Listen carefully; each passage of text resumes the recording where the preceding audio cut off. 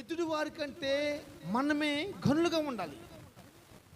ఎదుటి వారి కంటే మనమే ఉన్నవారిగా ఉండాలి. మనకాడ ఎక్కువ ఉండాలి. ఏమి ఎక్కువ ఉండాలి? దైవజనుడు అంటే ఏంటంటే నువ్వు ఇచ్చే కానుక తీసుకొని ప్రార్థన చేసే స్తోత్రం ఆత్రం అనేవాడు కాదు. నువ్వు సరైన మార్గంలో నడవటం బోధించేవాడు. నీ కుటుంబం సరైన మార్గంలో నడవటం బోధించేవాడే దైవజనుడు. శ్రమ అనేది క్రైస్తవుడికి పరీక్ష. ఏమా ఆ పరీక్షలో నువ్వు గెలుస్తావా ఓడిపోతావా? ఆ శ్రమలో నువ్వు గెలుస్తావా ఓడిపోతావా? గెలిస్తే జీవ కిరీటం, లేకపోతే నిత్య నరకం.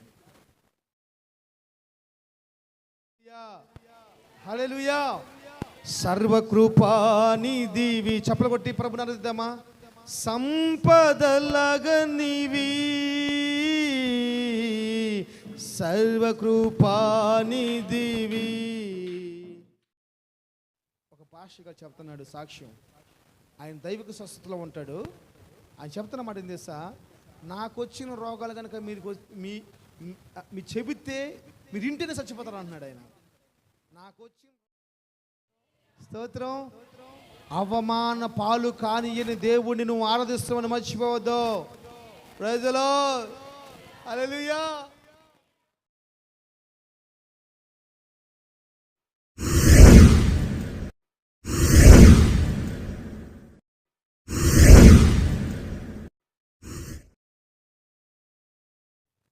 మన ప్రభువును రక్షకుడైన యేసుక్రీస్తు శ్రేష్టమైన నామములో ఈ సంపూర్ణ రాత్రి ఉపవాస ప్రార్థన కూడి వచ్చిన మీ అందరికి కూడా నా హృదయపూర్వక వందనాలు తెలియజేస్తున్నాను. దేవుడి మీ అందరిని ఆశీర్వదించును గాక. ఆమేన్. మర్యాదకు వాక్యం అంటారా, ఫ్యాన్ ఆపేయమంటారా?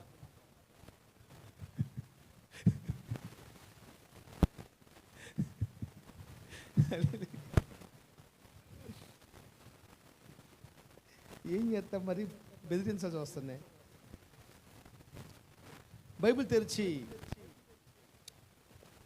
2 రాజుల గ్రంథం 6వ అధ్యాయం 14 వచనం, 2 రాజుల గ్రంథం 6వ అధ్యాయం 17 వచనం, 2 రాజుల గ్రంథం 6వ అధ్యాయం 14 వచనం, 2 రాజుల గ్రంథం 6వ అధ్యాయం 17 వచనం. ఆ 2 వాక్యాలు మనం చదువుకుందాం.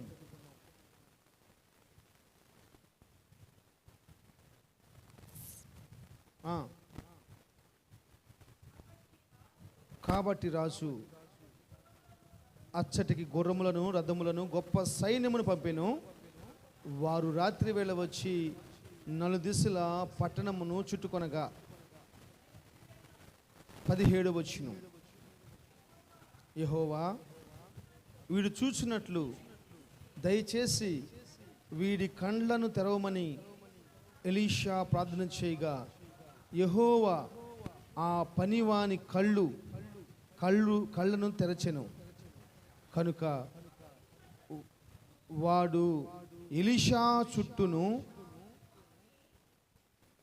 చుట్టూను పర్వతము అగ్ని గుర్రముల చేత రథముల చేతను నిండి ఉండుట చూచిన. చాలు, ఒక చిన్న ప్రార్థన చేసుకుందాం.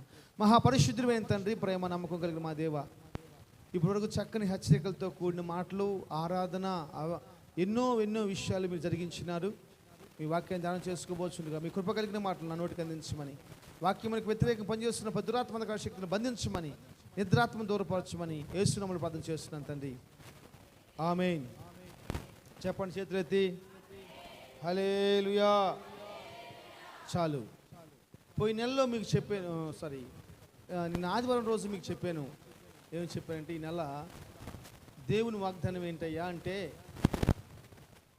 మనల్ని అవమానపరచని దేవుడు అని చెప్పాను. మీరు రాసి పెట్టుకోండి. ఈ నెలలో దేవుడు అవమానాలను మీకు దూరం చేస్తాడు. జాగ్రత్తనండి. ఈ రాత్రి ఈ ఆల్-నైట్ ప్రేయర్లో దేవుడు మనతో మాట్లాడాలనుకున్న విషయం ఏంటంటే, ఎదుటి వారి కంటే కూడా మన కాడే ఎక్కువ ఉండాలి. ఎదుటి వారి కంటే కూడా మనమే ఎక్కువగా ఉండాలి. మన కాడే ఎక్కువగా ఉండాలి, ఎక్కువ ఉండాలి, ఎక్కువ ఉండాలి, ఎక్కువ ఉండాలి. మనం ఎక్కువ వారిగానే ఉండాలి. దేవుడి వాగ్దానం ఏంటి? నిద్రబాబు అక్కడమ్మా. దేవుని వాగ్దానం ఏంది? నేను మిమ్మల్ని తోకగా ఉంచును, నేను తలగా ఉంచుతాను. దేవుని వాగ్దానం ఏంటి? మిమ్మల్ని కింద వరకు ఉంచును, మిమ్మల్ని పై వరకు ఉంచుతాను. దేవుడు చెబుతున్న ఈ మాటలను బట్టి మనం ఆలోచించినట్లయితే ఎదుటి వారి కంటే మనమే ఘనులుగా ఉండాలి. ఎదుటి వారి కంటే మనమే ఉన్నవారిగా ఉండాలి. మనకాడ ఎక్కువ ఉండాలి. ఏమి ఎక్కువ ఉండాలి? ప్రేమించటంలో ఎక్కువ ఉండాలి, క్షమించటంలో ఎక్కువ ఉండాలి, ఆకర్షించుకోవడంలో ఎక్కువ ఉండాలి. హల్లెలూయా. దేనికైనా సరే యేసు ప్రభు కోరుకునేవి ఎదుటి వ్యక్తుల కంటే దేవుని మందిలో కూర్చున్న నీకడ ఎక్కువ ఉండాలి. మనం తెలుసుకున్నాం, మనం నేర్చుకున్నాం కదా. ఏంటి? క్రమాలకు అలవాటు పడతాం కాదు. దేనికి అలవాటు పడాలి? ఆ బోధిస్తున్న సత్యం కోసం జీవించాలి. ఆ సత్యం కోసం జీవించాలి. మనం ఆ సత్యం కోసం బ్రతకాలి. మనం మ్యాక్సిమం ప్రయత్నించాలి. మన ద్వారా ఒకరికి మేలు జరగకపోయినా పర్వాలేదు, కానీ కీడు మాత్రం జరగకూడదు, నష్టం మాత్రం జరగకూడదు. ఇది సత్యం. హల్లెలూయా. సిరియా దేశపు రాజుకి, ఇజ్రాయెల్ దేశపు రాజుకి గొడవలు జరుగుతూనే ఉన్నాయి. అలాంటి సమయంలో సిరియా దేశపు రాజు తన సైనికులందరినీ పిలిచేసి అంటున్నాడు, రేయ్, ఇజ్రాయెల్ దేశం పైన మనం యుద్ధానికి పోతున్న ప్రతిసారి, మనం కాపు కాస్తున్న ప్రతిసారి ఎవరో మీలో ఒకడు పోయేసేసి ఆ ఇజ్రాయెల్ దేశపు రాజుకు చెబుతా ఉన్నాడు, మర్యాదగా మీరు వచ్చేసేసి నాకాడ లొంగిపోతే సరే, లేకపోతే మీ అందరం చంపేస్తామని చెప్పేసి అని ఆ సిరియా దేశపు రాజు మాట్లాడతాడు. హల్లెలూయా. ఆ సిరియా దేశపు రాజు ఆ మాట మాట్లాడినప్పుడు ఆ సైనికుల్లో ఉన్న ఒకడు వచ్చేసి అంటాడు, రాజుగారు భలే వాళ్ళండి, మీరు భలే ఉన్నారండి. అసలు అదేం కాదు, ఆ సిరియా దేశంలో ఒకడు ఉన్నాడు.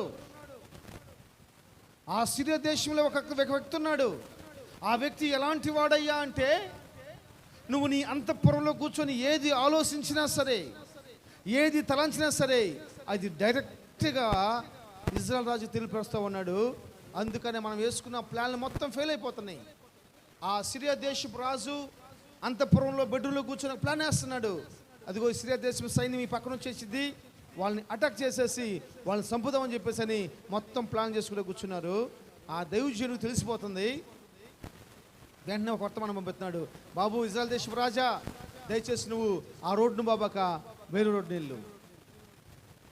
దైవజనుడు అంటే అదే. దైవజనుడు అంటే ఏంటంటే, నువ్వు ఇచ్చే కానుక తీసుకొని ప్రార్థన చేసే స్తోత్రం ఆత్రం అనేవాడు కాదు.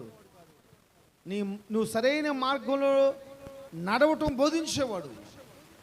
నీ కుటుంబం సరైన మార్గంలో నడవటం బోధించేవాడే దైవజనుడు.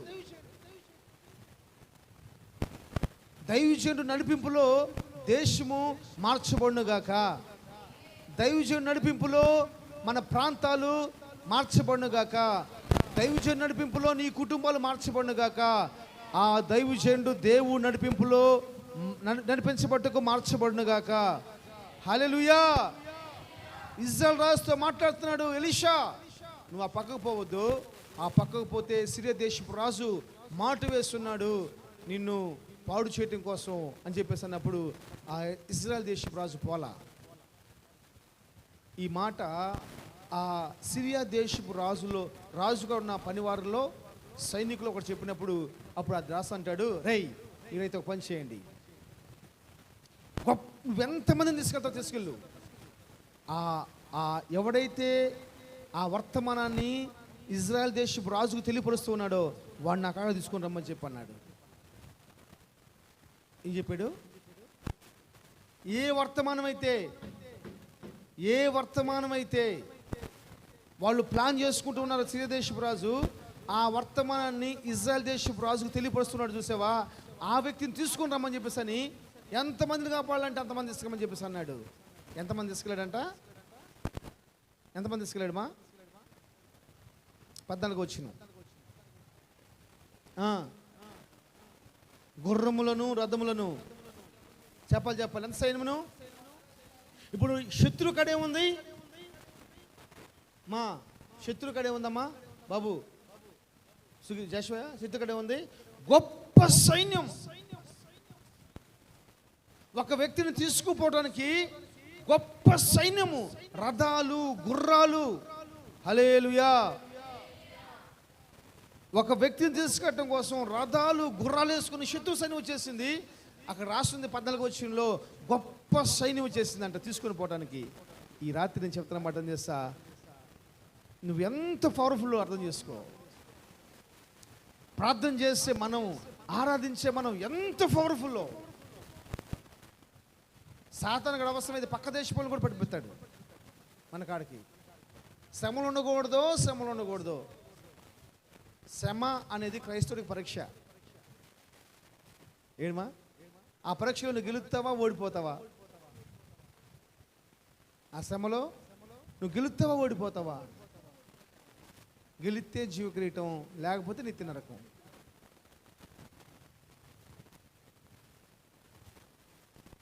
వచ్చేసారు.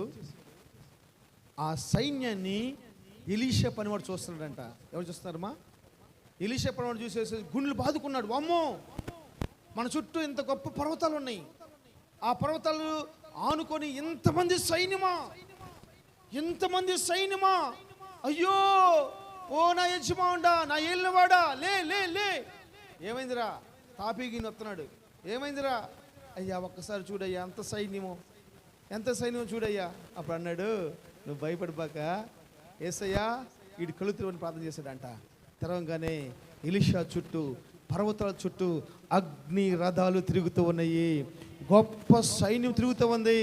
అప్పుడు పడమంటాడు, వామ్మో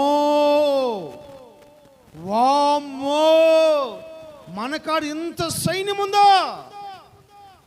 ఎలీషా చుట్టూ, పర్వతాల చుట్టూ ఇంత సైన్యం ఉందా? అగ్ని రథాలు తిరుగుతూ ఉన్నాయంట. ఒక దర్శనం అండి,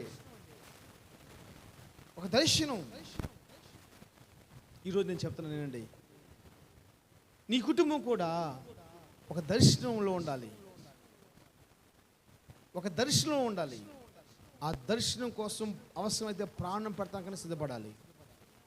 ఆ దర్శనం కోసం ఏది కోల్పోవడానికైనా ఇష్టపడాలి. హల్లెలూయా చెప్పండి, హల్లెలూయా.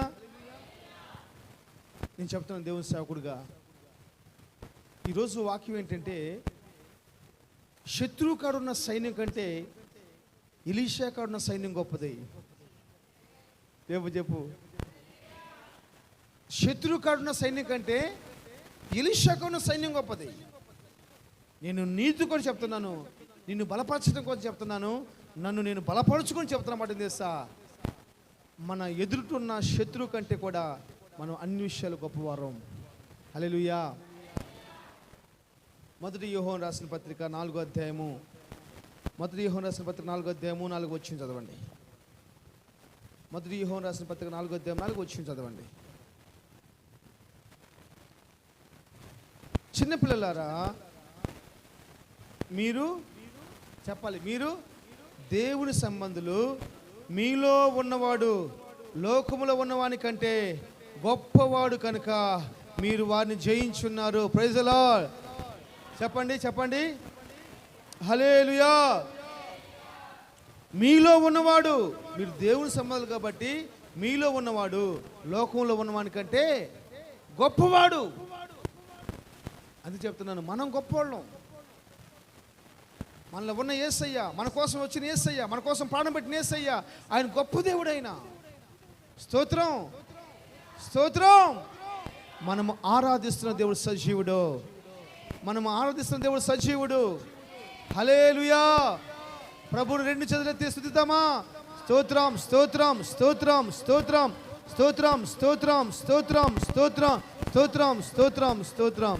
దేవుని బిడ్డలారా, ఎదుటి వ్యక్తులకి మనం ఎలాగైనా కనపడవచ్చు. మా జాగ్రత్తగా రండి. వాగ్దానపూర్వకమైన సందేశం మాట్లాడుతున్నాడు. ఈ మాటలు మీ హృదయాల్లో లిఖించుకోండి. ఎదుటి వ్యక్తులకి మనం ఎలాగైనా కనపడవచ్చు. పౌలు అంటాడు, నేను ఎప్పుడు బలహీనో చెప్పాలి. జనమందరూ అనుకుంటున్నారు అయిపోయిందిరా వాడి పని అనుకుంటున్నారు. ఏమనుకుంటున్నారు?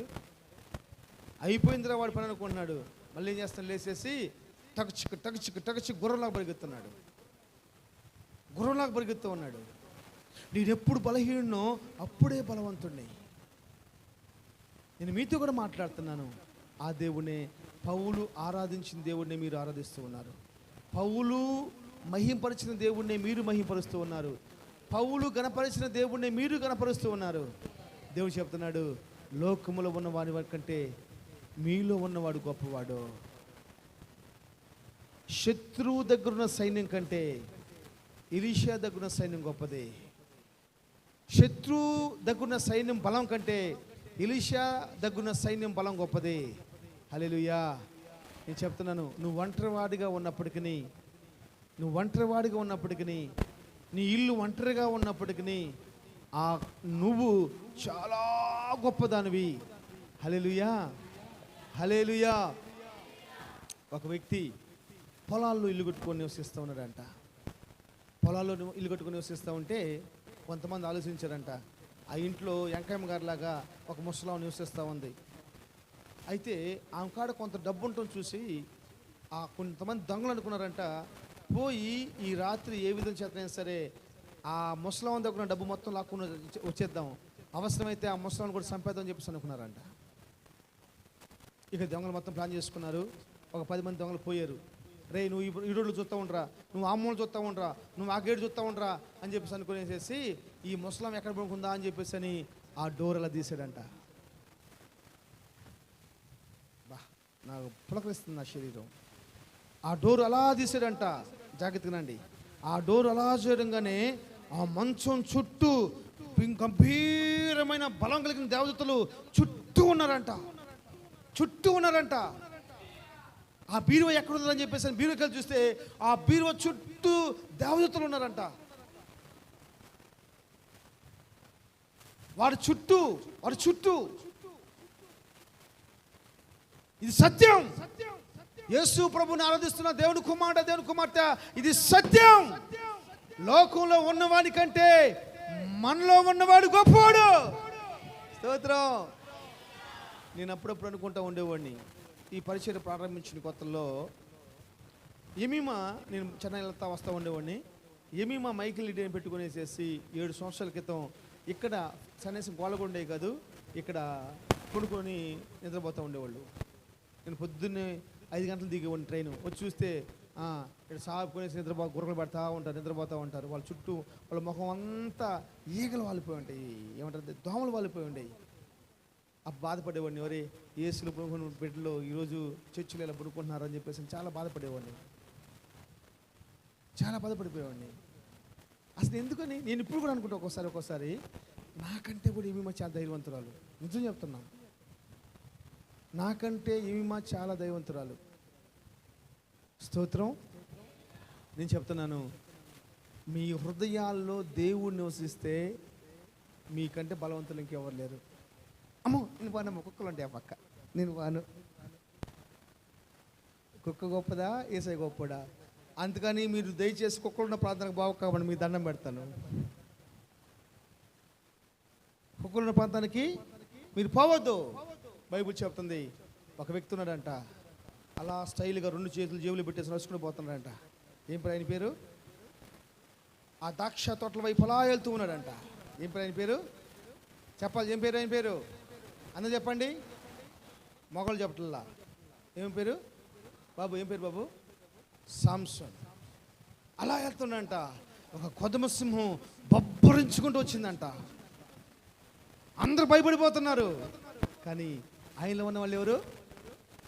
గొప్పవాడు. ఎలాంటి గొప్పవాడు? సింహాన్ని మించిన బలం కలిగిన వాడు. ఏ బలమైతే కలిగిందో ఆ బలాన్ని మించిన వాడు ఈ బలవంతుడు. స్తోత్రం. సింహం చూసి భయపడేవాడు కదా ఆయన.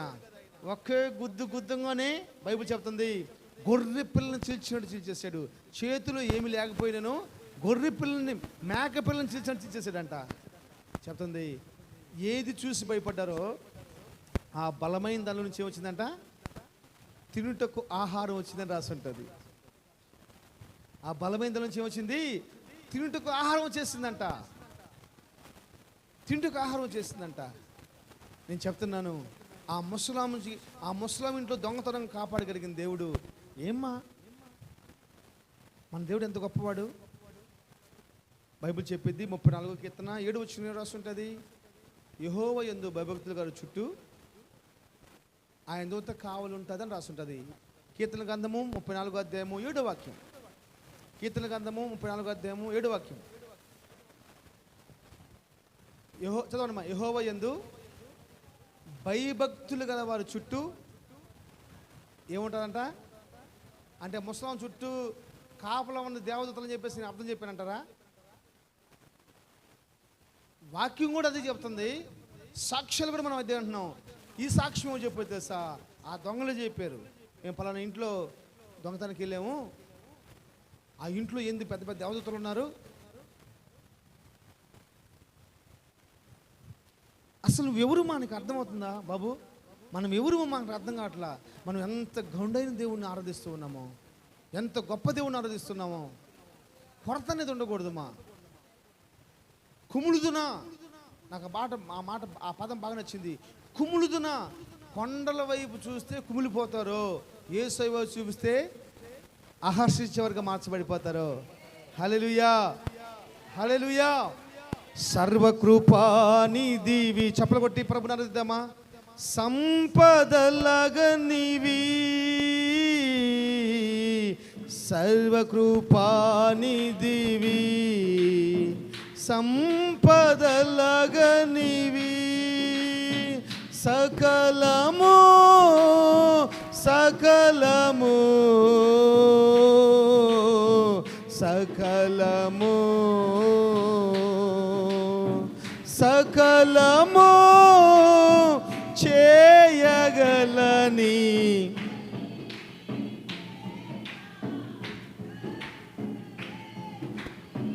చూసేదా, సకలము చేయగలని వైపేనా కన్నులెత్తి చూసేదా. హల్లెలూయా. యోహోను రాసిన సువార్త, యోహోను సువార్త 2వ అధ్యాయం 10వ వాక్యం చదవండి. యోహోను సువార్త 2వ అధ్యాయం 10వ వచనం చదవండి. ప్రతి వాడును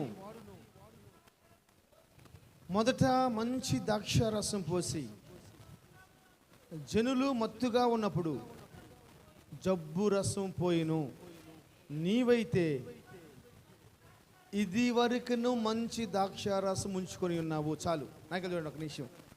బైబిల్ ఏం చెప్తుందంటే, ఆ పెద్దలో కానాలో ఒక వివాహం జరుగుతూ ఉంది. ఆ వివాహానికి వచ్చిన పెద్ద ఒక మాట మాట్లాడుతున్నాడు. ఇది తెలుసా? అనేక మంది దగ్గర ఏముందంట? ఏముందమ్మా? అనేక మంది దగ్గర ఏముందంట? జబ్బు రసాన్ని పెట్టుకున్నారంట. ఏముంది? జబ్బు రసం. వాడు పాడైపోతాడు, అది తాగునోడు పాడైపోతాడు. కానీ అంటున్నాడు, నువ్వైతే ఇది వరకు మంచి రసాన్ని పెట్టుకుని ఉన్నావు, మంచి రసం పెట్టుకుని ఉన్నావు. నా డైరీలో నేను రాసుకున్న మాట తెలుసా? యేసయ్య లేని వారి దగ్గర జబ్బు రసాలు ఉంటాయి, యేసయ్య ఉన్న దగ్గర అంత మంచిదే, సమృద్ధిగా ఉంటుంది. హల్లెలూయా. కల్తీ ఉండదంతే యేసునామములో, కల్తీ ఉండదంతే యేసునామములో. ఆయన ఒరిజినల్. మనము ఆరాధిస్తున్న దేవుడు ఒరిజినల్ దేవుడు.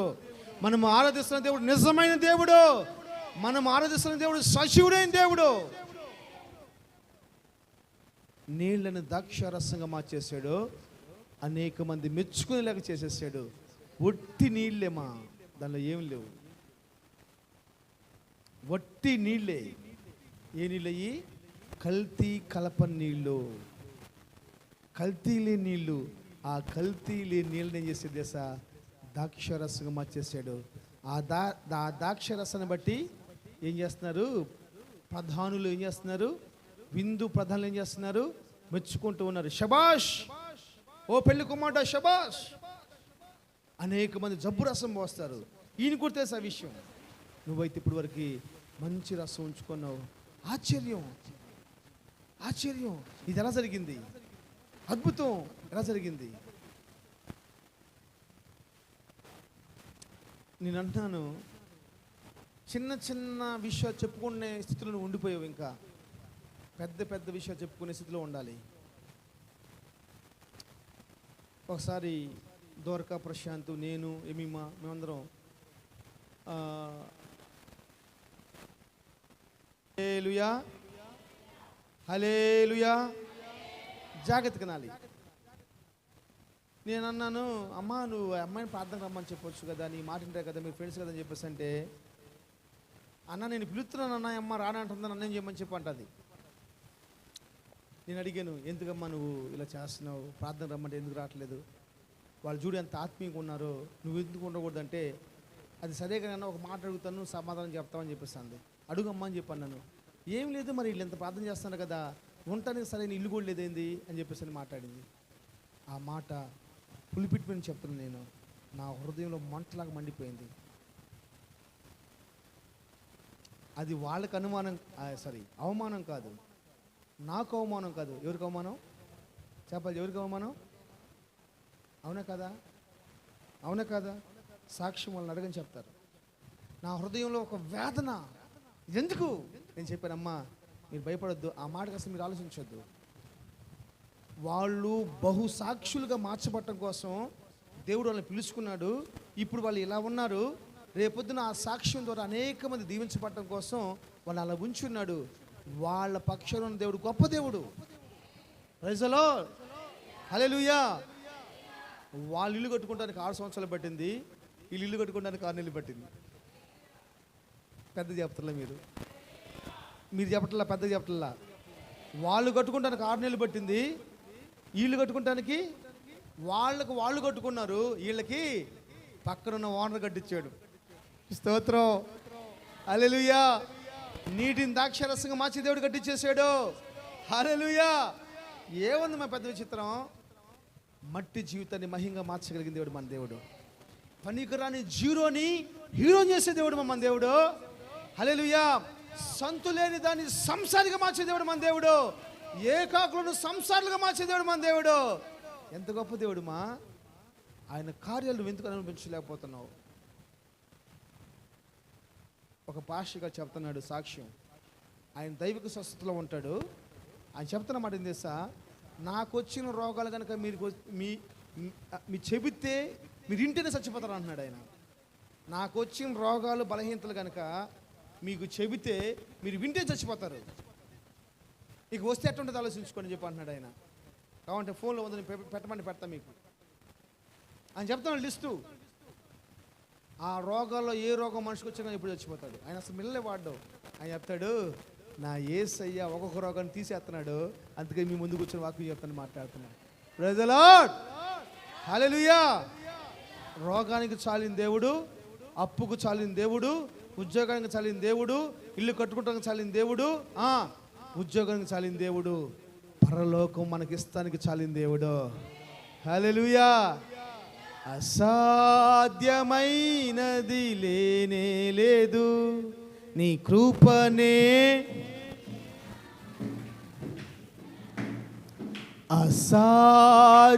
అసాధ్యమైనది నీ కృపనే నిధిగా నాకిచ్చావు. మహోన్నతుడవైనా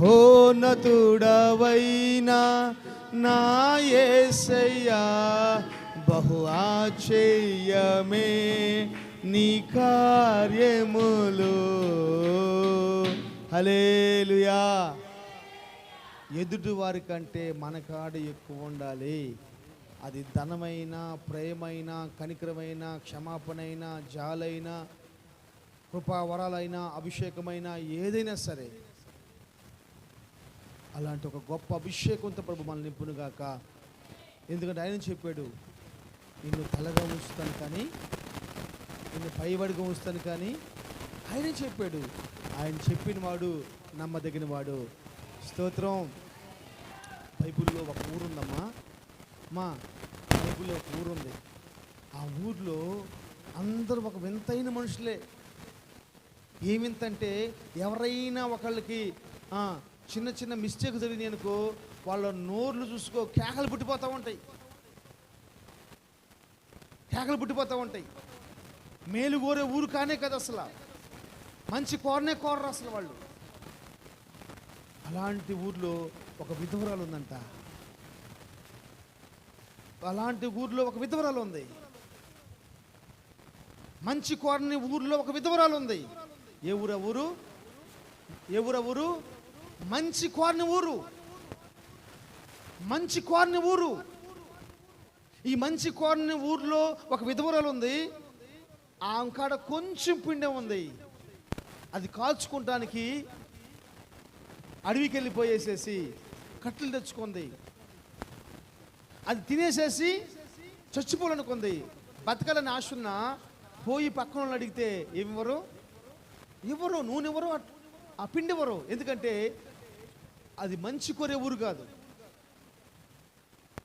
అది మంచి కోరే ఊరు కాదు. ఎవరు వాళ్ళు అనుకుంటున్నారు అందరూ. ఆహా, ఈ చినిగిపోయిన చీర మొహం ఉంది, అయిపోయింది, చాప్టర్ క్లోజ్. ఈ చినిగిపోయిన చీర మొహం ఉంది, చాప్టర్ క్లోజ్ అయిపోయిందని చెప్పేసి అంటున్నాడు. అంతలోకి ఒక ఆయన వచ్చాడు. గడ్డం పెంచుకొని, మన చుట్టూ ఒక బట్ట కట్టుకొని, భుజం మీద ఒక చినిగిపోయిన దుప్పటి, బొక్కలు దుప్పటి ఉతుకులు కూడా ఉతుకోవాలి. ఆయన వచ్చేసాడు. రాగానే అపో అనలా ఆయన. ఏం కావాలమ్మా? అమ్మా ఒక గ్లాస్ నీళ్ళు ఇయ్యమ్మా. సరే కానీ ఒక కప్పం ఇయ్యమ్మా అని చెప్పేసి అన్నాడు. అప్పమియ్యమ్మా. అయ్యా, నీతో నేను అబద్ధం ఆడినయ్యా. యెహోవా జీవం తోడు, నా అక్కడ కొంచెం పిండి కొంచెం నూనె ఉంది. ఒక అప్పం చేసుకొని చిరసగం చచ్చిపోవాలనుకుంటున్నాను అంటే, ఏం పర్వాలేదు, ఆ అప్పంలో చేసుకున్న మొదటి రొట్టె తీసుకొచ్చి ఇమ్మన్నాడు. ఆ అప్పంలో చేసుకున్న మొదటి రొట్టె తీసుకొచ్చేసి ఎప్పుడైతే ఆ దైవజనుడికి ఇచ్చిందో, బైబుల్ చెప్తున్న సత్యం తెలుసా? తిరిగి వర్షం పడేంత వరకు నూనె తగ్గలేదు, పిండి తగ్గల. మంచి కొర ఊర్లో నోటి మీద తెలుసుకున్నాడు, నిన్నే నువ్వు చచ్చిపోవాలే, ఈ అవమానానికి నిన్నే నువ్వు చచ్చిపోవాలే, ఈ కష్టానికి నువ్వు నిన్నే చచ్చిపోవాలే, ఈ నిందలకి నువ్వు నిన్నే చచ్చిపోవాలే, ఇల్లు అమ్ముకొని పారిపోవాలే. ఇల్లు అమ్ముకోవాలన్నా అమ్ముకొని ఏడేసయ్యా. స్తోత్రం, స్తోత్రం. అవమాన పాలు కానియని దేవుడిని నువ్వు ఆరాధిస్తామని మర్చిపోవద్దు. ప్రైజ్ ది లార్డ్, హల్లెలూయా. అందరూ అనుకుంటున్నారు, ఏంది ఇంకా కీడు జరగలేదు అనుకుంటూనే ఉన్నారు. కీడు జరగనే జరిగింది. ఏం జరిగింది? బిడ్డ చచ్చిపోయాడు. కానీ ఆమె సేవకులు పోషిస్తూ ఉంది. సేవకులు ఆ ఇంట్లో ఉన్నారు కాబట్టి బైబిల్ చెప్తుంది, చచ్చిపోయిన కుమారుని తిరిగి బతికిచ్చేసేసాడు. ఏ కొదువండి, ఇంకా సహాయం చేయని గ్రామమైన కావచ్చు, ప్రపంచమైన కావచ్చు, ఏ గవర్నమెంట్ నీకు సహాయం చేయకపోయినా కానీ గవర్నమెంట్ని తలదనే దేవుడు నీతో ఉన్నాడని మర్చిపోవద్దు. నీకెందుకు మా వాటి గురించి, గవర్నమెంట్ల గురించి, రాజకీయాల గురించి నీకెందుకు మా? వాళ్ళ చేత ఏం చేస్తారు? వాళ్ళ మీద ఆధారపడబాక.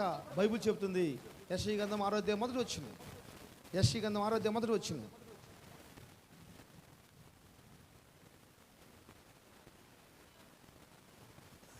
రాజైన ఉజ్జియా మృతి నొందిన తర్వాత అత్యున్నతమైన సింహాసనం పైన ప్రభు ఆసీనుడై ఉండగా నేను చూచితిని. చాలు, యెషయా చెప్తున్నాడు. రాజైన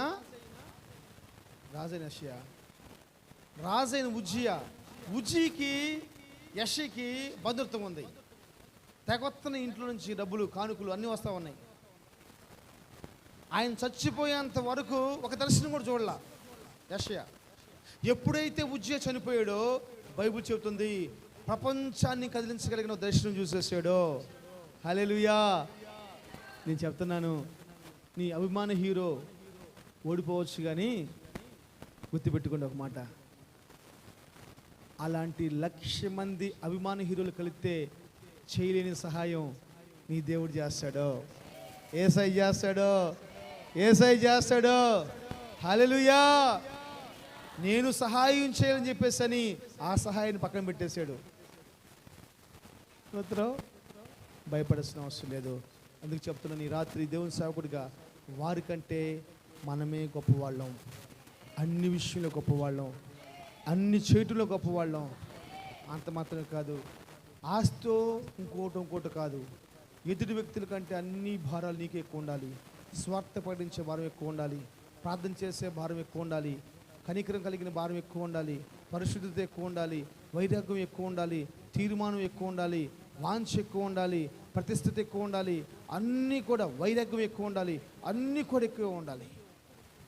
దానికోసం ప్రయత్నిద్దాం. ఎవ్వరు మంచోళ్ళు కాదు, దానికోసం ప్రయత్నిద్దాం. దేవుడు నీకు నాకు అలాంటి కృపని దయచేయను గాక. ఆమేన్. హల్లెలూయా.